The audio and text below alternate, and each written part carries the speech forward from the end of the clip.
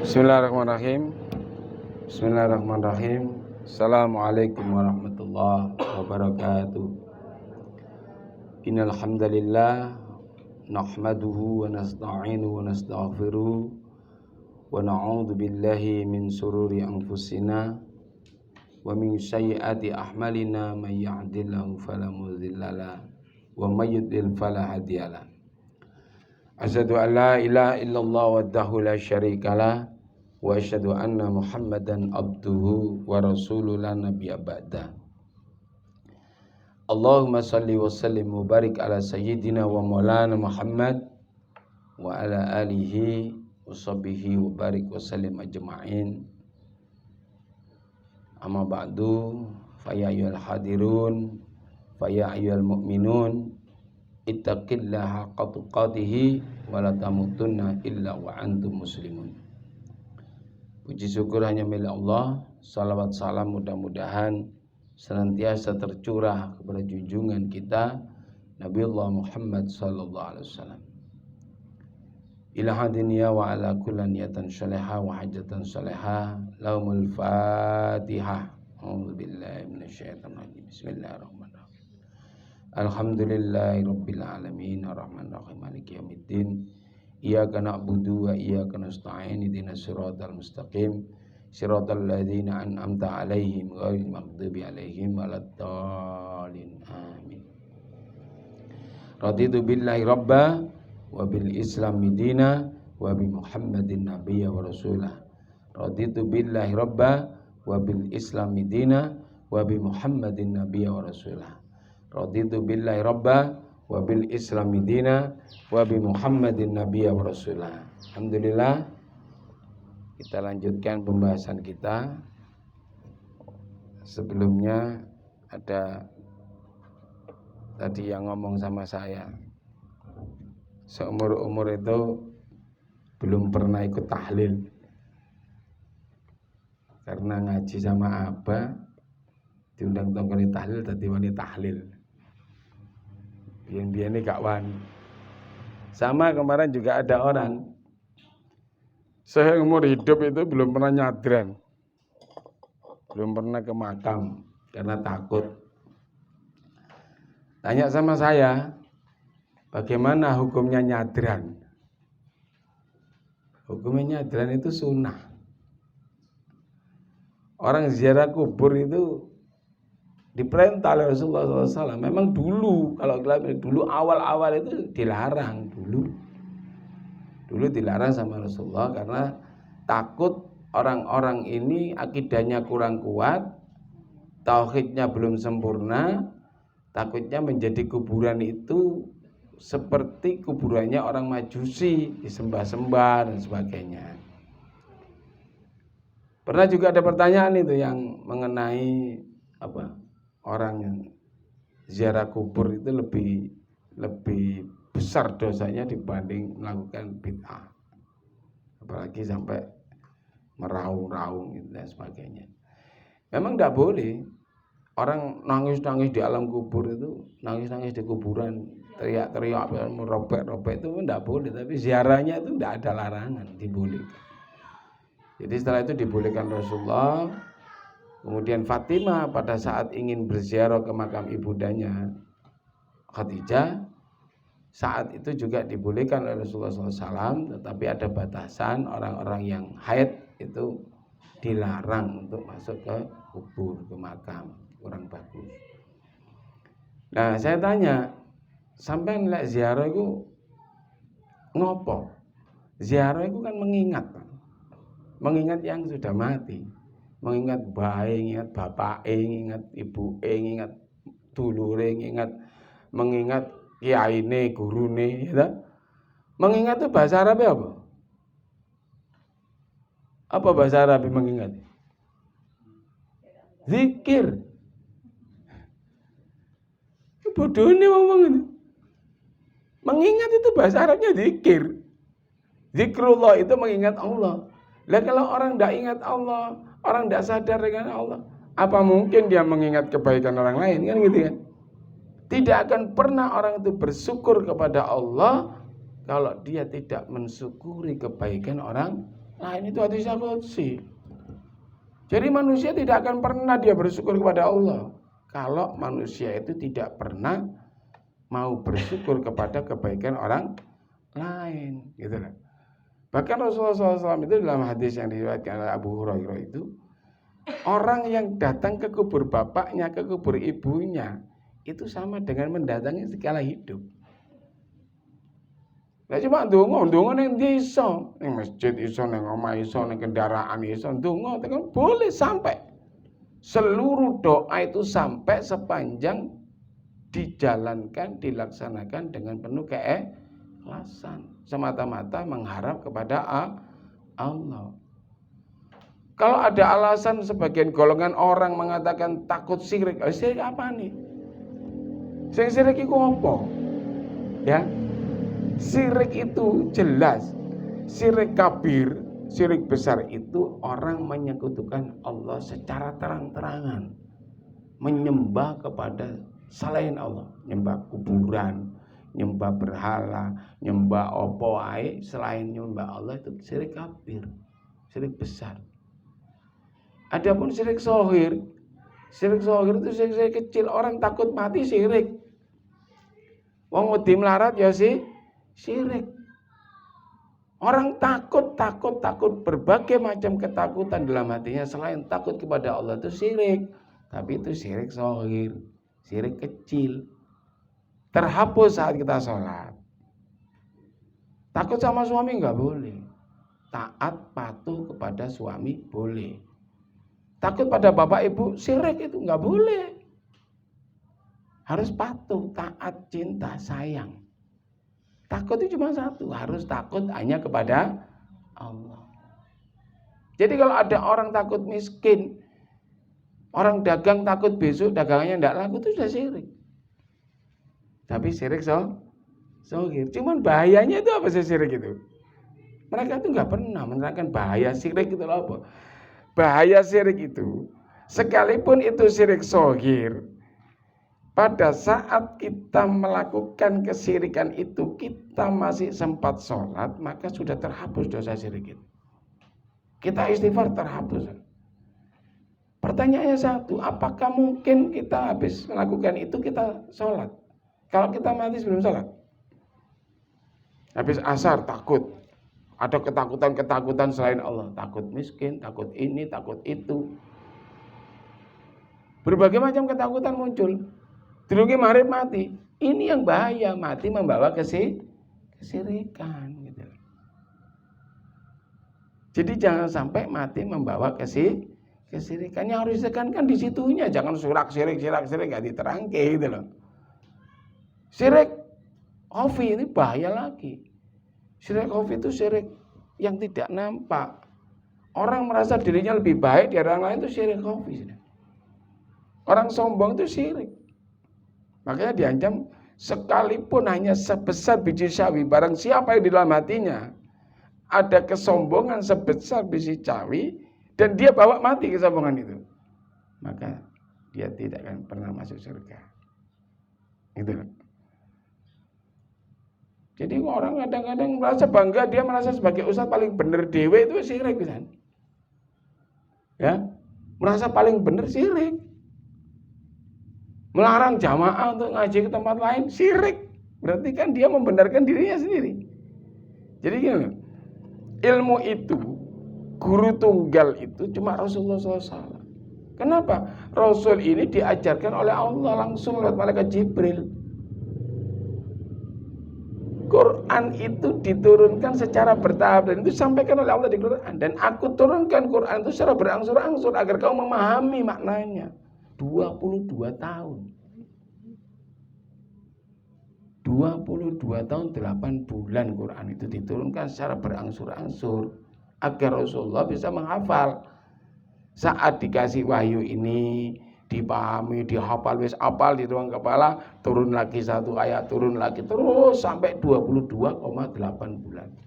22 tahun 8 bulan. Makanya Rasulullah langsung hafal dan langsung berjalan hidup sesuai dengan tuntunan Al-Quran. Makanya Rasulullah itu Quran hidup. Nah, diajarkan semua yang dari Allah pada sahabat-sahabat. Sahabat terpecah sudah. Umar oleh sakmene, Abu Bakar oleh sakmene, iki oleh sakmene, iki sakmene, itu dibagi ilmu itu. Turun ke tabi'in, turun lagi ke tabi'un wa tabi'in, turun lagi ke ulama sampai sekarang. Terus tambah luas. Tidak ada satu ulama pun yang menguasai ilmu sebagaimana Rasulullah menguasai ilmu Islam. Ada ulama yang ahli fikih, ada ahli tafsir, ada ahli falak, ada ahli hadis, macam-macam gitu.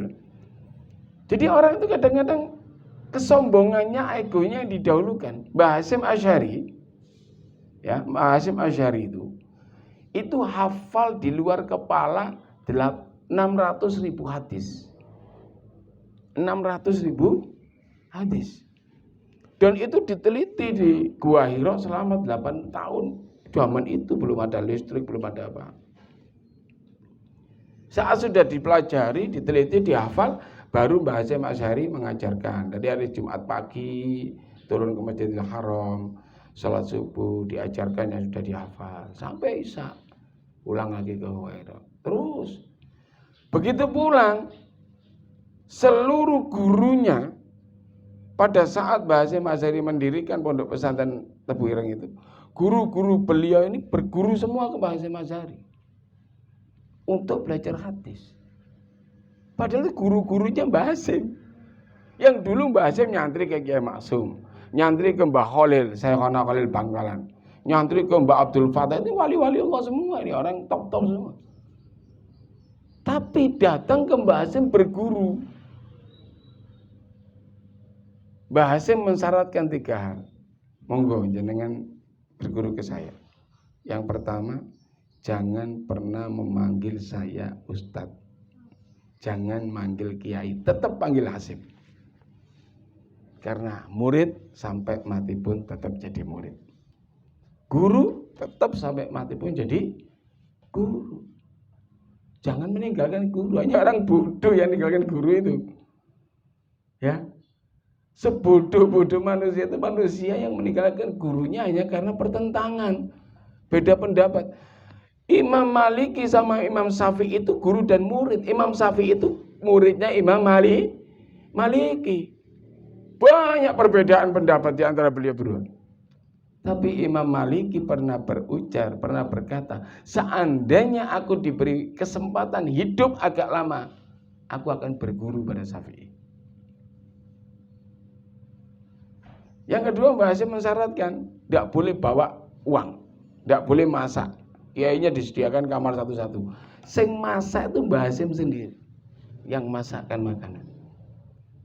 Dan yang ketiga, nggak boleh cuci pakaian. Yang nyucikan pakaiannya kiai-kiai itu ya Mbah Hasyim. Padahal berguru. Ini tawaduknya orang berilmu itu di situ gitu loh. Kalau orang punya ilmu itu tawaduk. Perbedaan pendapat itu hal yang wajar dalam Islam.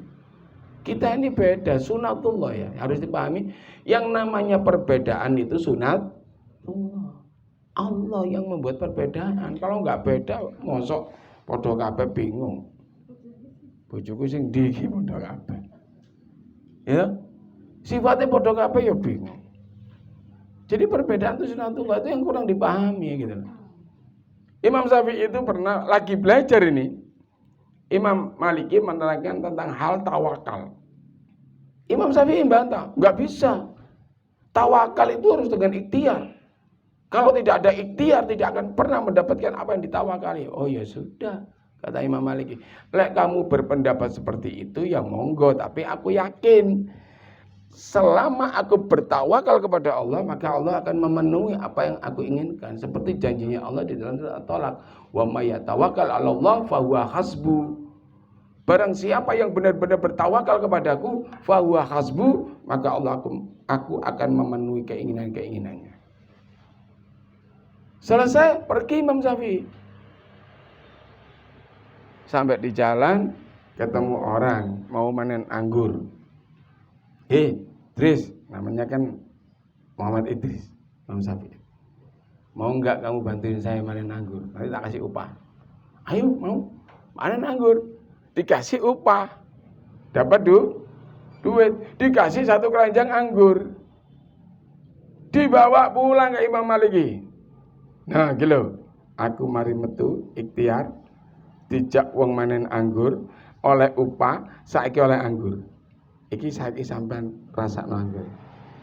Maliki jawab, saya pagi tadi kan bilang pingin anggur. Dan saya enggak kemana-mana, saya hanya bertawakal pada Allah, saya yakin dikasih anggur. Sekarang datang anggur di depan saya. Cuman beda nih, kowe metu oleh duit, aku mau oleh anggur. Podo-podo oleh. Gitu. Beda pendapat murid dan guru ini, tapi enggak ada masalah. Saling menghormati, saling menyayangi, saling memahami. Itulah Islam. Jadi Islam itu memang banyak perbedaan-perbedaan pendapat. Hal yang wajar yang harus disikapi dengan hati yang bersih, hati yang bening.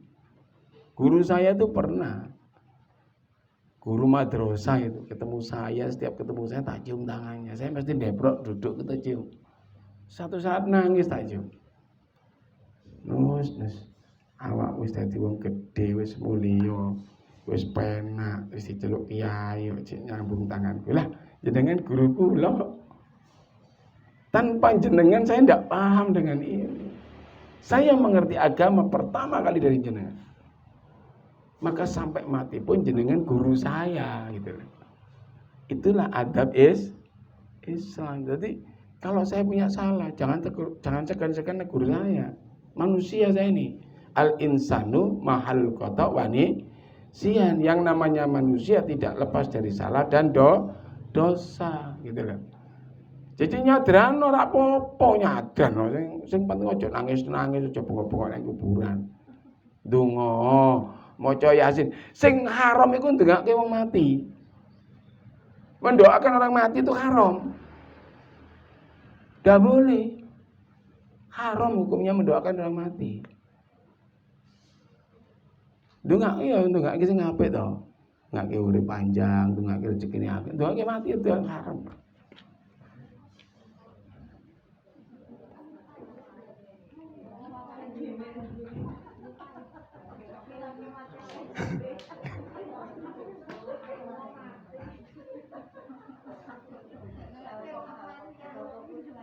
Mendoakan orang mati ku haram, Mbak. Iya ta sampean?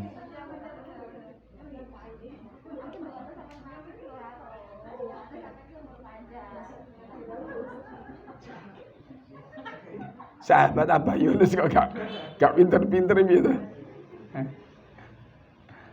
Mendoakan orang mati itu haram, Mbak.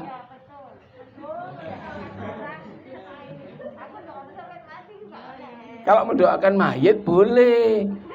Sampean di kuburan baca Yasin boleh, baca Fatihah boleh, baca Ikhlas boleh. Nah, iya. Ada hadisnya memang hadis doib, didoibkan banyak orang. Tapi nggak ada hadis lain yang lebih menguatkan hadis itu. Tapi jarang sekali orang mau ngerjakan gitu. Barang siapa yang ada keluarganya meninggal, bu bapak, ibu anak, ibu sapa sing mati ya. Ya mungkin meneh-meneh Ben Yunus mati. Bacakan Al-Ikhlas sejak dimandikan sampai dikafani, sampai perjalanan ke alam kubur, maca Al-Ikhlas terus keluarga nih, ngiringi baca Al-Ikhlas, sampai masuk ke dalam liang kubur, maca Al-Ikhlas terus, sampai diuruk, plek, lek wis selesai nguruk, mandek Al-Ikhlas, maka ahli kubur ini dibebaskan dari siksa kubur. Tidak ada hisab di sini. Hisabnya di akhir. Banyak yang tahu, tapi ngelakoni angel. Ini tadi salat Jumat bareng saya. Biasanya kalau salat Jumat bareng, waktu kita khataman Quran, waktu apa, saya pimpin kan. Tadi tak culno maca dhewe-dhewe. Lali kabeh bacaane wis. Padahal barang siapa yang setelah salat Jumat, ya iki wong lanang sih. Bar salat Jumat, bersalam assalamualaikum warahmatullahi wabarakatuh, assalamualaikum warahmatullahi wabarakatuh. Sadurunge berubah duduk tahiyat, maca Fatihah ping 7, maca Al-Ikhlas ping 7, maca Al-Falaq ping 7, maca An-Nas ping 7, Allah ampuni dosanya dari Jumat yang lalu sampai Jumat hari ini. Dan Allah jaga dirinya sampai Jumat ke depan dijogo. Tidak akan pernah melakukan dosa, maksiat, macam-macam. Wong wedok kapan maca? Ya bar salat zuhur. Maca. Karena bacaan ini bacaan Jumat. Dan barang siapa yang sebelum bicara dengan orang, bandungo durung sempat omong-omong, membaca sholawatku 80 kali. Allahumma sholli ala sayyidina Muhammadin abdika wa nabika wa rasulika nabil ummi. 80 kali. Allah akan mengampuni dosanya 80 tahun dan menjaganya selama 80 tahun tidak berbuat maksiat dan dosa besar. Gitu loh. Jadi diampuni dosanya selama dia tidak melakukan dosa-dosa besar. Fatihah ping 7, Al-Ikhlas ping 7, Al-Falaq ping 7, An-Nas ping 7. Terus maca Allahumma sholli ala sayyidina Muhammadin abdika wa nabiyika wa rasulika nabil ummi. 80 kali. Biasanya sama saya baca bareng-bareng. Tak culno ya ora maca. Ana siji jeneng aku lingi ping 3. Aku tak ketak kon kok. Aku ngajari ping 7 ping 3. Itu. Jadi saya tanya, "Loh, apakah ustaz yang lain enggak tahu?" Tahu. Tahu kalau orang pernah mondok pasti tahu. Pasti tahu hadis tentang ini. Tapi mereka jarkoni. Iso ngajar gak iso nglakoni. Karena gak nglakoni ya gak diajarno pisan. Di mana dosa kan gitu kan. Sama. Dikir habis subuh sampai Isra, semua tahu, kiai apapun tahu. Tapi banyak yang gak mau jalan gitu. Itu permasalahan cuma di situ. Makanya kita sekarang lanjut langsung ke takwa aja karena kan waktu kita tinggal besok sama minggu ya. Ya. Minggu terakhir kan.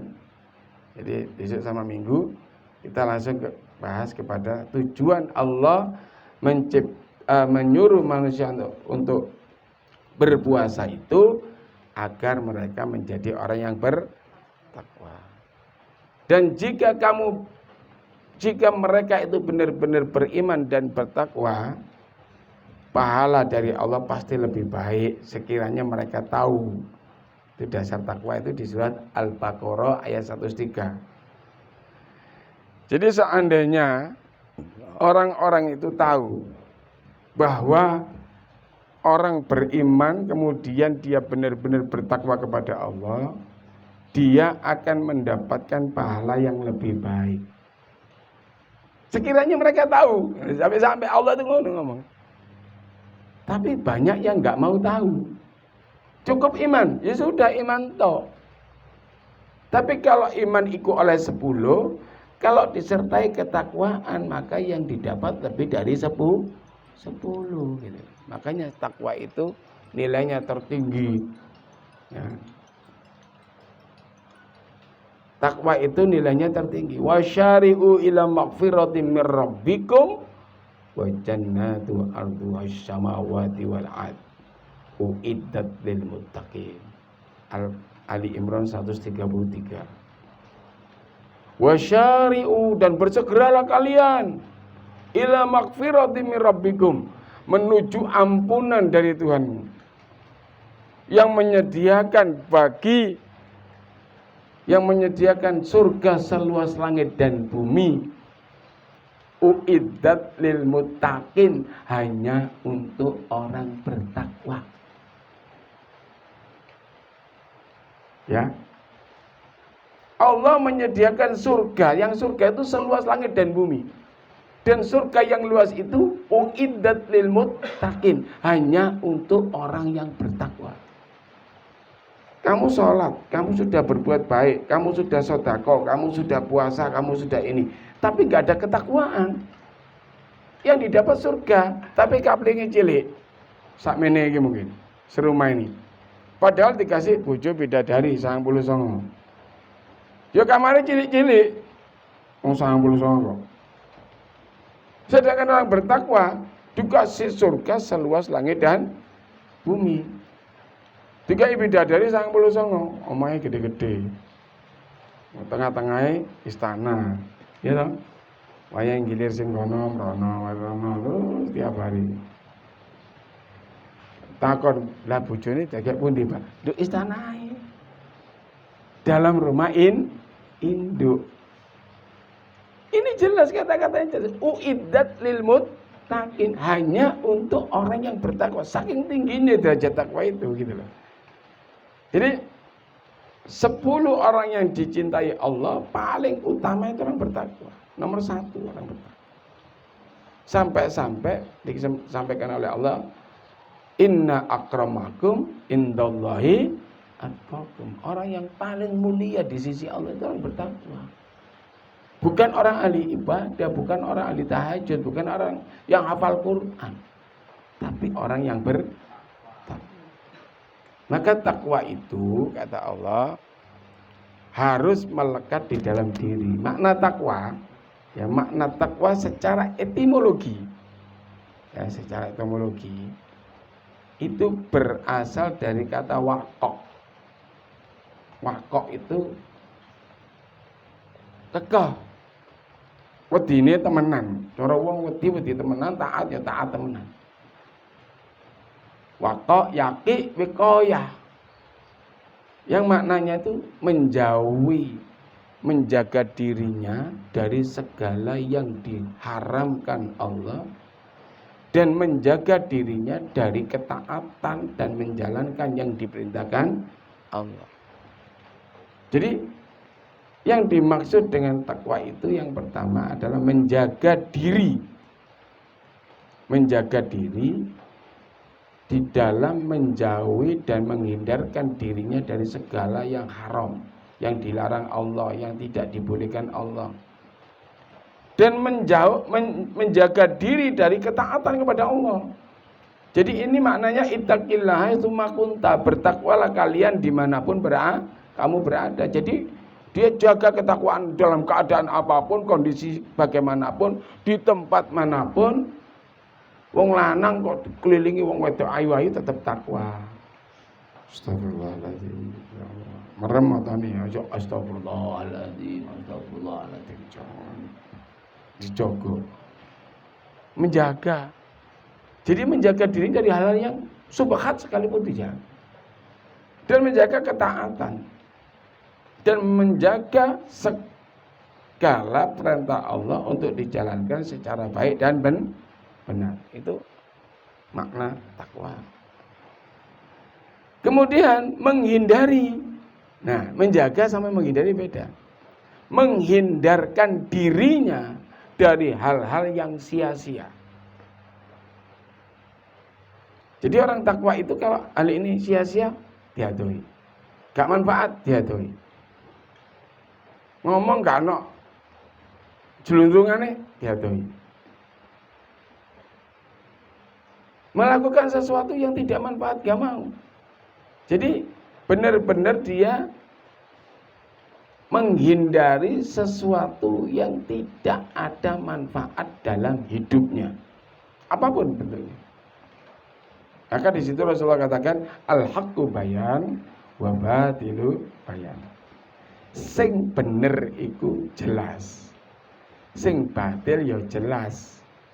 Wa kullu subhatun dolala.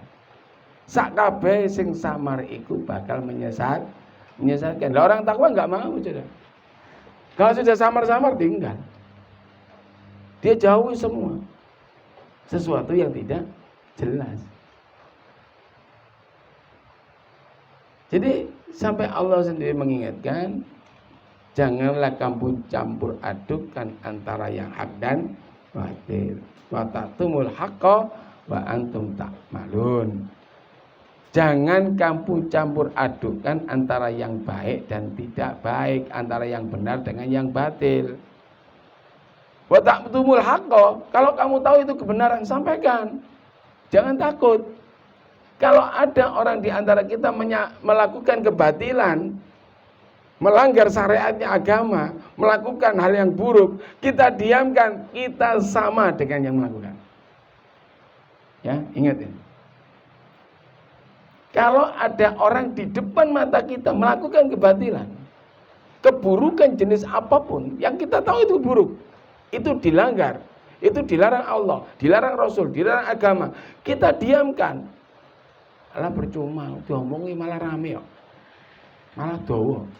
Kita ini dinilai sama. Kan sudah pernah tak analogikan. Saya tiba-tiba dijemput Pak Marno. Bah, ikut saya, bah. Nanti kalau ditanya istri saya bilang ya apa sama saya, yuk malu. Tahu-tahu di jalan ngambil perempuan. Terus pergi ke satu tempat. Saya nggak nanya ke Pak Marno, ini cewek siapa? Perempuan ini siapa Pak Marno? Pak Marno bilang, ini istri saya, Pak.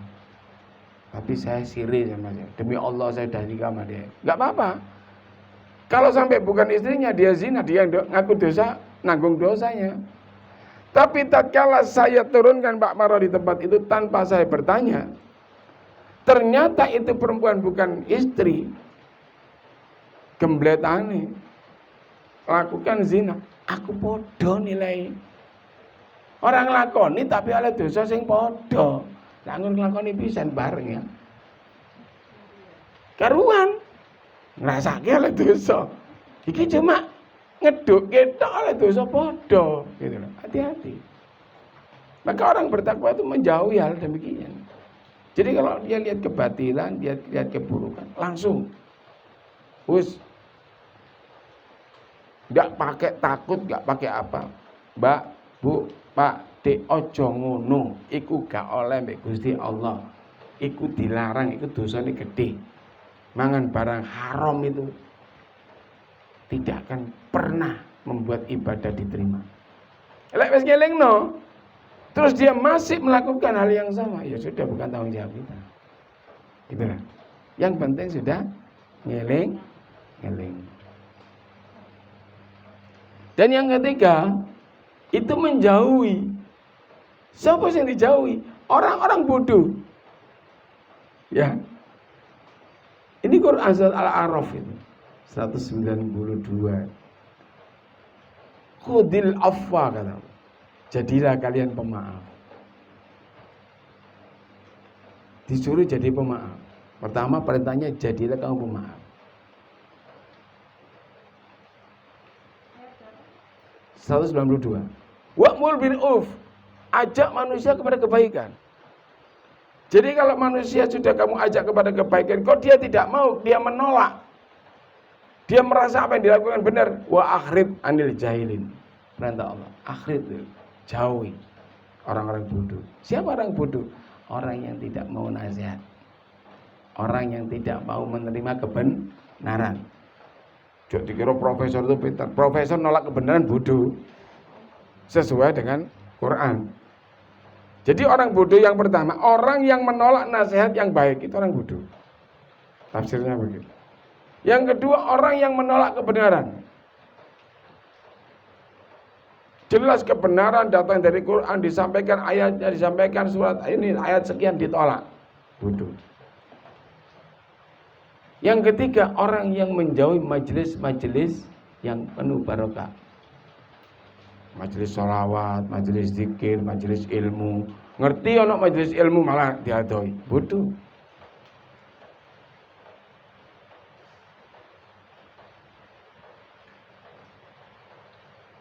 Yang keempat, orang bodoh ya Pak, orang yang berkekalan dalam dosa dan kemaksiatan. Ada ya orang tiap hari berbuat dosa terus. Tiap hari pokoknya ngelakuin itu dosa, cilik bu gede ngelakuin itu dosa. Dan kita tahu jauhi. Itu perintah Allah, wa akhrid anil jahil.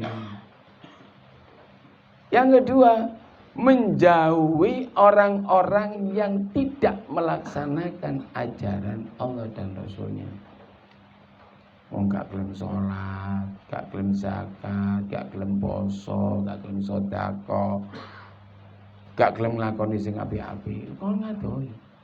Jadi orang bertakwa itu menjauhkan dirinya dari hal-hal yang sia-sia. Kanca kok gak tau ngejak apik, ngejak elek, wis adono ae wis. Sekalipun saudara dekat, kalau memang tidak pernah mengajak kita kepada kebaikan dan tidak pernah mau diajak kepada kebaikan, ya sudah, dijauhi aja. Gitu. Itu sifat orang bertakwa. Jadi menjauhi dari segala yang sia-sia. Sedangkan secara terminologi takwa itu artinya takut. Takut kepada Allah berdasarkan kesadaran diri, bukan karena paksaan. Dia sadar bahwa Allah itu memang benar-benar ada. Allah itu ada wujud. Dan Allah itu maha mengetahui segala apa yang ada di langit dan bumi, yang kita kerjakan maupun yang tersembunyi di hati. Allah tahu, maka dia takut.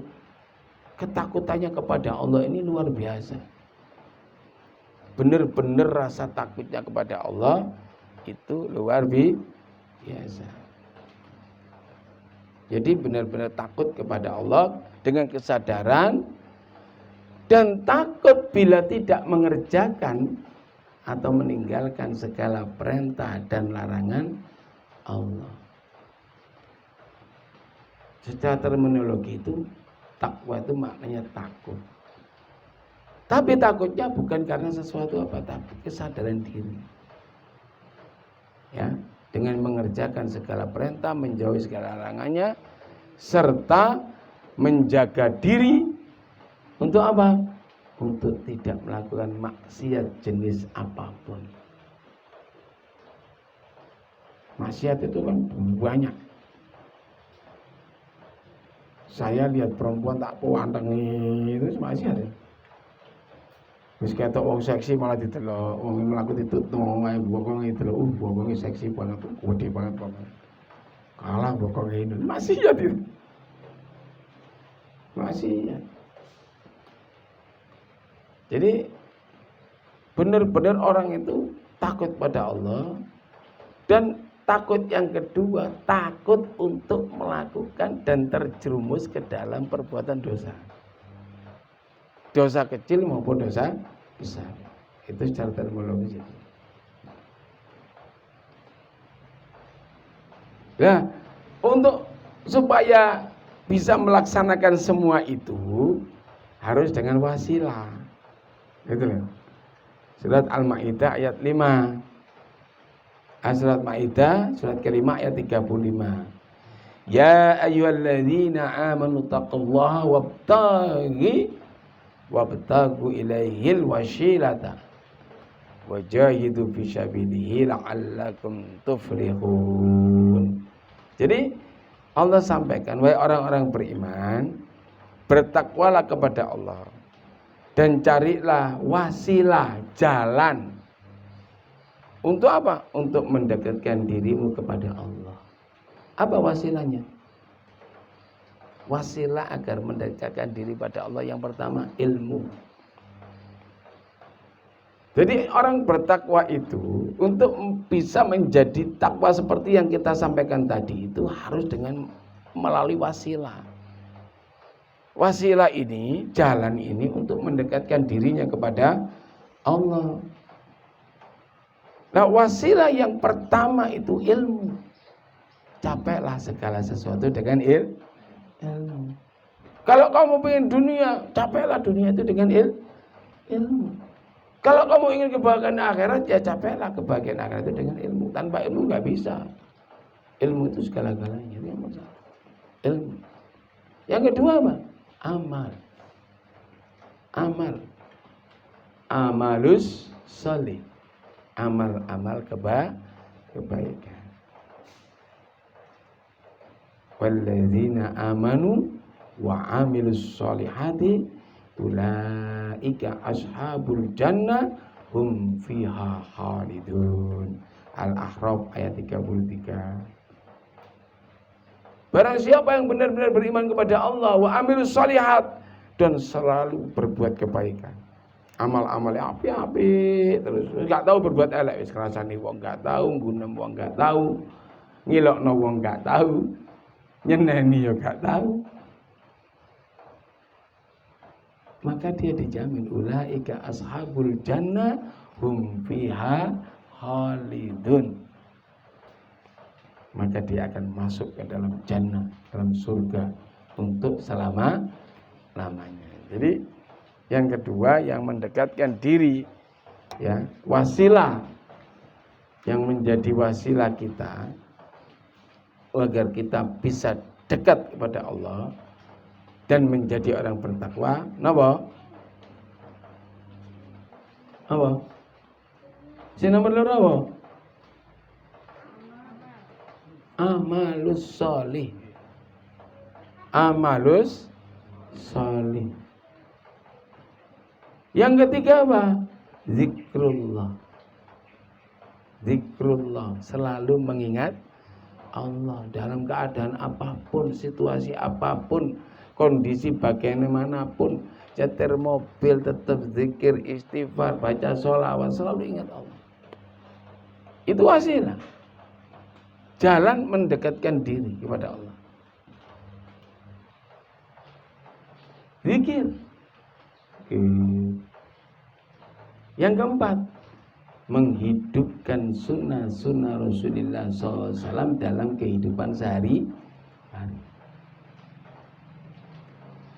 Ayo mari ini diteliti.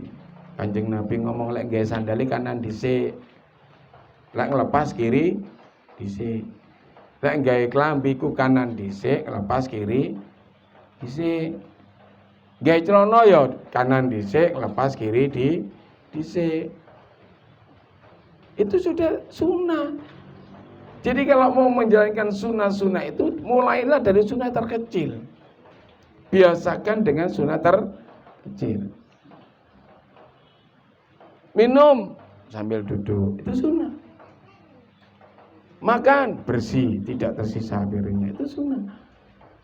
Kalau kita mau bicara sunnah-sunnah yang besar dengan meninggalkan sunnah-sunnah yang kecil, yang ringan tadi, nonsen.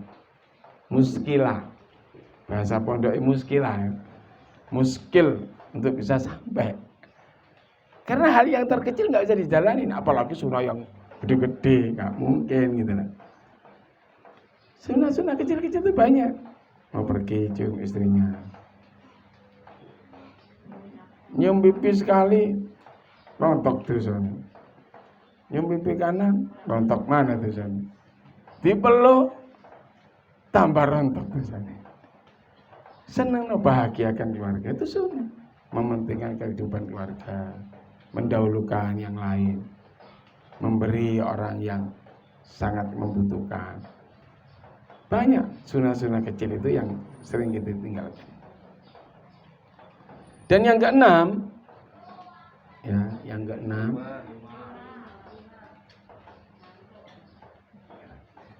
sing temennya.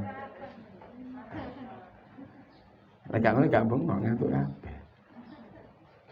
Yang kelima itu bersolawat kepada Nabi setiap hari dari pagi, siang, malam, turu salawat sih. Luar biasa loh salawat itu. Barang siapa salawat kepadaku satu kali dengan penuh keikhlasan, Allah balas 10 kebaikan. Barang siapa salawat 10 kali, Allah balas 100 kebaikan. Barang siapa salawat kepadaku 100 kali, Allah balas 1000 kebaikan. Makanya saya sama teman-teman ini sekarang jarang salat subuh ke masjid. Salat subuh sendiri, jamaah sendiri. Kalau perempuan enak, nggak pakai jamaah boleh. Karena apa? Saya kepingin mendapatkan apa yang dijanjikan Allah lewat kanjeng Nabi Muhammad SAW. Barang siapa yang sebelum subuh dia salat 2 rakaat, kemudian dia membaca istighfar astaghfirullahaladzim, la ilaha illa huwal hayyul qayyum wa atubu ilaihi 100 kali, membaca subhanallah wa bihamdi subhanallahil azim wa bihamdi astaghfirullah 100 kali, kemudian dia membaca Allahumma sholli ala sayyidina Muhammad wa ala ali sayyidina Muhammad 100 kali, maka tidak akan pernah miskin. Allah jamin hidupnya tidak akan pernah miskin, tidak akan pernah miskin harta, tidak miskin ilmu, tidak miskin apapun. Itu jaminannya. Lek nang masjid rak nutut, wong wedok nutut. Ya. Salat sik 2 rakaat. Apa? Astaghfirullahaladzim alladzi la ilaha illa huwal hayyul qayyum wa atubu ilaihi 100 kali. Suku tak tulis saya nang grup. Yang penting nanti catat tulis itu kadang-kadang nanti catat. Mek diwaca tok. Subhanallah wa bihamdi subhanallahil adzim wa bihamdi astaghfirullah 100 kali. Terus maca Allahumma sholli ala sayyidina Muhammad wa ala ali sayyidina Muhammad 100 kali.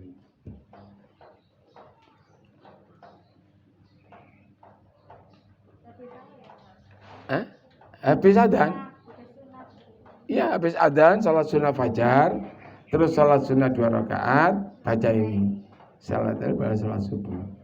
Insyaallah hidupnya dijamin sama Allah tidak akan pernah miskin. Tidak miskin harta, tidak miskin ilmu, tidak miskin apapun, sehat selalu insyaallah.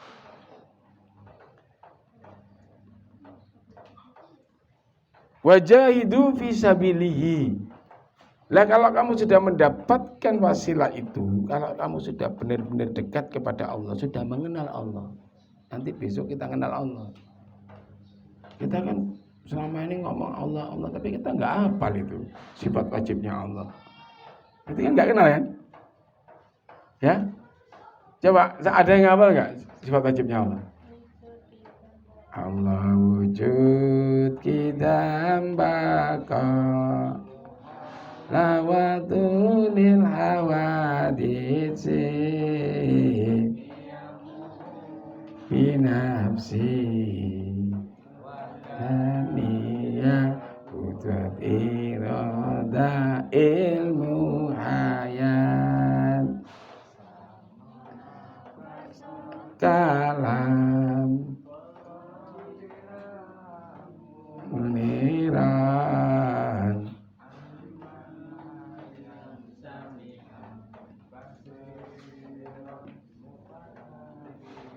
Makasih ya paling zaman cilik di lakok ini masjid-masjid. Tapi maknanya gak ngerti kan? Ya, maknanya gak ngerti. Akhirnya gak kenal. Iya cuma diwaca tok. Tapi makna-maknanya itu gak jadi gak kenal. Nah, kalau sudah dekat, di sini kan wasilah itu jalan untuk mendekatkan diri kepada Allah. Lek wis tidak kenal Allah, wajah itu bersungguh-sungguhlah. Jadi di sini makna jihad itu ada jihad qital, ada jihad amal. Jangan ada asal jihad. Sing ngebom itu bukan jihad, itu jihad. Ngebom gereja itu bukan jihad tapi jihad. Lek mati enggak syahid tapi sangit. Kok buang. Orang ini ajaran Islam jihad apa itu. Di sini makna jihad itu ya, wajahidu fisabilihi itu bersungguh-sungguhlah kamu di jalan Allah itu, di jalan yang kamu tadi tempuh. Jadi kalau kamu sudah mencari wasilah, mendapatkan wasilah untuk mendekatkan diri kepada Allah, wis ketemu dalane. Wajihadi fisabilihi, dan bersungguh-sungguhlah kamu di jalan itu. Wis aja nang ndi wis. Maknane ngono. Bersungguh-sungguhlah di jalan Allah itu la'allakum tuflihun. Kamu pasti beruntung. Quran yang ngomong, bukan saya. Jadi kalau orang itu sudah benar-benar mencari jalan wasilah kepada Allah, mendekatkan dan bersungguh-sungguh di jalan Allah itu, maka dia dijanjikan la'allakum tuflihun, menjadi orang yang beruntung. Pengertian takwa secara luas, pengertian takwa secara luas itu seseorang taat kepada Allah Azza wa Jalla atas petunjuk Allah. Taatnya juga taat ngawur. Taat atas petunjuk Allah. Di mana? Quran. Alif lam mim dzalikal kitabul la raiba fi hudal lil muttaqin. Sesungguhnya Al-Quran itu adalah petunjuk, tidak ada keraguan di dalamnya. Al-Quran itu tidak ada sedikit pun keraguan, kata Allah. Hudal lil muttaqin, petunjuk bagi orang yang bertakwa. Jadi dia bertakwa itu, dia taat pada Allah, dia benar-benar menjalankan ibadah, puasa dan sebagainya itu atas petunjuk Allah dari Al-Quran. Karena apa? Kok dia bertakwa? Karena mengharap rahmat Allah. Jadi orang bertakwa itu orang yang benar-benar taat kepada Allah atas petunjuk Allah karena mengharap rahmat. Ya, inna rahmatullah qaribun 'alal muhsinin. Sesungguhnya rahmat Allah itu hanya dekat kepada orang-orang yang berbuat kebaikan, yakni orang bertakwa. Surat Al-Baqarah ayat piro lali aku. Ya, dengan apa? Dengan rahmat itu akhirnya dia terjauhkan, bukan menjauhi lagi. Atas rahmat dan petunjuk Allah dia terjauhkan dari segala bentuk dosa, maksiat macam-macam, dan diringankan orang itu di dalam menjalankan ibadah-ibadah kepada Allah secara baik dan benar, serta menunaikan sunnah-sunnah yang diajarkan dan dicontohkan oleh Rasulullah Muhammad sallallahu alaihi wasallam. Jadi pengertian takwa yang pertama itu takut kepada Allah. Takut benar-benar takut pada Allah. Pengakuan secara superioritas dengan mendahulukan Allah di atas kepentingan-kepentingan yang lain. Allah berfirman di dalam surat Al-Baqarah ayat 41, wa aminu bima anzalta musaddiqan limma ma'akum wala takunu awala kafirin wala tastaru bi ayati tamanan qalilan wa iyaya fattaqun. Dan berimanlah kamu kepada Al-Quran yang telah aku turunkan kepada kalian, yang membenarkan apa-apa sebelumnya, Taurat, Injil, Zabur. Dan janganlah kamu menjadi orang yang pertama kafir kepada Allah. Janganlah menjadi orang yang pertama kafir kepada Allah. Kaifa ta'furuna billah? Allah tanya gitu di Al-Baqarah. Kaifa ta'furuna billah? Loh, kamu kok sampai kufur ning Gusti Allah piye to? In kuntum amwatan loh. Kamu dulunya itu mati kabeh. Seonggok janin. Wa ahyakum, sing hidupne iku aku. Lu gak sadar diri, pokoknya bidan-bidan itu terus sadar, ngerti. Saat umur sekian masih segumpal daging, belum bernyawa dan sebagainya. Yang menghidupkan Allah, fa'ayakum summa yumitukum. Kemudian aku matikan lagi kamu. Setelah dihidupkan, dimatikan lagi. Summa yumitukum.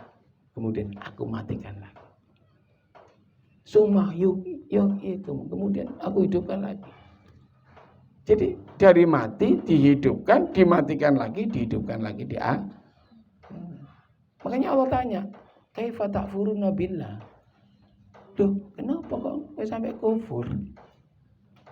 Jadi ayat ini tuh jelas-jelas menjelaskan, dan berimanlah kalian kepada Al-Quran yang telah aku turunkan, yang membenarkan seluruh kitab sebelumnya. Dan apa-apa yang ada pada diri kamu. Dan janganlah kamu sampai menjadi orang yang pertama kali kafir. Wala tastaru bi ayati tamanan qalilan. Jangan kau jual ayat-ayat Quran itu dengan harga yang sedikit.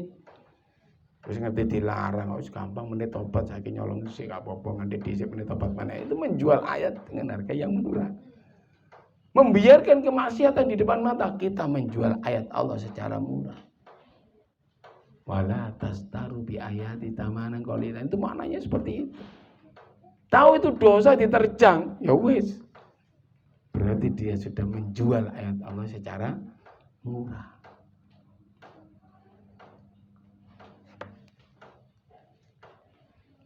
Wa iya ya fattakun, maka bertakwalah hanya kepada Allah. Bila kamu ingin apa? Ingin benar-benar terjauhkan dari apa yang dimaksud Allah. Jalankan perintah dengan benar, lakoni petunjuk Quran dengan benar dan sebagainya. Itu makna takutnya di situ. Jadi takut kalau dia terjumus kepada kekafiran, takut sampai dia tidak bisa menjalankan apa yang disampaikan Allah di dalam Al-Quran, bahkan merendahkannya, meninggalkannya dengan kesengajaan yang luar biasa. Yang kedua, takwa itu taat dengan penuh kesabaran dan keikhlasan, disertai ibadah yang benar sesuai petunjuk Quran dan sunnah Rasulullah Muhammad sallallahu alaihi wasallam. Mung taat tok gak ono ikhlase, gak ono sabare ora iso. Wong taat iku kudu sabar. Wong poso nek gak sabar ora iso. Orang sholat gak sabar, masya Allah. Saya kemarin tuh ada teman-teman, ya Allah, sholat itu banter. Sholat apa? Bang dan mari. Di otaknya yang ada makan. Ya sholatnya kesuwen, kalau Pak Yunus mangannya telat, gak kuman. Pas mangan, podo liang mangan. Itu mangan dhisik wae. Jadi sholatnya gak mikir Gusti Allah, tapi saya dipikir makan. Kalau taat disertai keikhlasan, kesabaran, maka di dalam menjalankan agama apapun itu ya tenang. Orang kesusu, tetap tumak nih. Dan beribadah kepada Allah dengan petunjuk Quran dan sunnah Nabi. Ya ayyuhan nasu ubudu rabbakumul ladzi khalaqakum walladzina min qablikum la'allakum tattaqun.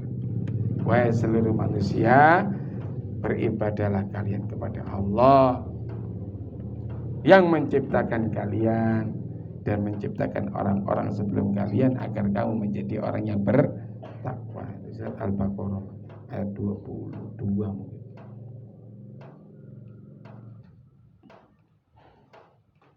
Di dalam surat Al-Imran ayat 102 Allah tegaskan, ya ayyuhalladzina amanu taqullaha haqqa tuqatih.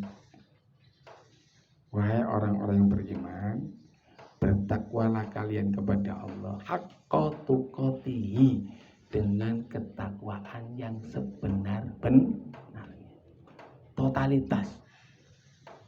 Makanya dimaksud Rasulullah ittaqillah summa kunta, itu totalitas. Kowe ning ndiye takwa, sugih takwa, melarat takwa, duwe duit takwa, gak duwe duit takwa, pokoknya dalam keadaan situasi apapun tetap bertakwa kepada Allah.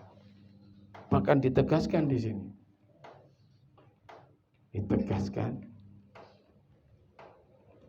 Jadi haqqa tuqatih wala tamutunna illa wa antum muslimun. Jangan pernah mati kecuali mati dalam keadaan muslim. Orang bertanya, yang dimaksud mati keadaan muslim ya apa? Ya sempurna. Muslimnya sempurna. Islamnya benar. Bunyal Islam alal khamsin. Islam itu dibangun atas 5 hal. Bersyahadat, mendirikan sholat, berzakat, puasa Ramadan, haji. Gak durung haji, durung sempurna. Duit gak kelem haji ya gak sempurna, gak muslim hati-hati. Ibnu Abbas berkata, taatlah kepada Allah dengan sebenarnya ketaatan disertai keikhlasan dan kesabaran. Dan tidak melupakan Allah dalam segala urusan pribadi. Dalam segala urusan hidupnya dan urusan pribadinya. Allah selalu dibawa. Makanya saya tanya, kalau jenengan punya masalah, pertama kali curhat ke siapa? Allah, kalau Allah sing di Sing jujur wae. Pertama curhat nang sapa? Nang kancane. Curhat nang ibuke ya toh. Curhat nang sapa? Harusnya curhat pertama pada Allah. Masalah apapun, ambil wudhu, salat 2 rakaat, curhat pada Allah. Ya Allah, yang bisa membuat masalah ini Engkau. Yang berdatangan masalah ini Engkau ya Allah. Dan yang tahu penyelesaiannya dan yang bisa memberi jalan keluar penyelesaian masalah ini juga Engkau ya Allah. Itu yang dimaksud dia dalam keadaan sabar, ikhlas, dan tidak melupakan Allah dalam segala urusan pribadi maupun urusan hidupnya. Kemudian mensyukuri segala apapun yang didatangkan Allah. Ojo syukur meng penak-penak tok. Pak Jupri lagi motornya laris syukur terus dikiri alhamdulillah, alhamdulillah, alhamdulillah. Lagi sepi, masya Allah, innalillah, masya Allah, innalillah, oleh. Rame sepi tetap alhamdulillah, tetap syukur. Mergo sing iso gawe iku keadaan apapun Gusti Allah. Tenang aja, saya kalau ngomong sama istri saya, tenang aja, Gusti Allah suki. Ojo bingung. Suatu saat, pada saatnya tiba, Allah pasti beri. Lewat jalan apa? Allah lebih tahu dari kita. Baik, sampai sini ada pertanyaan?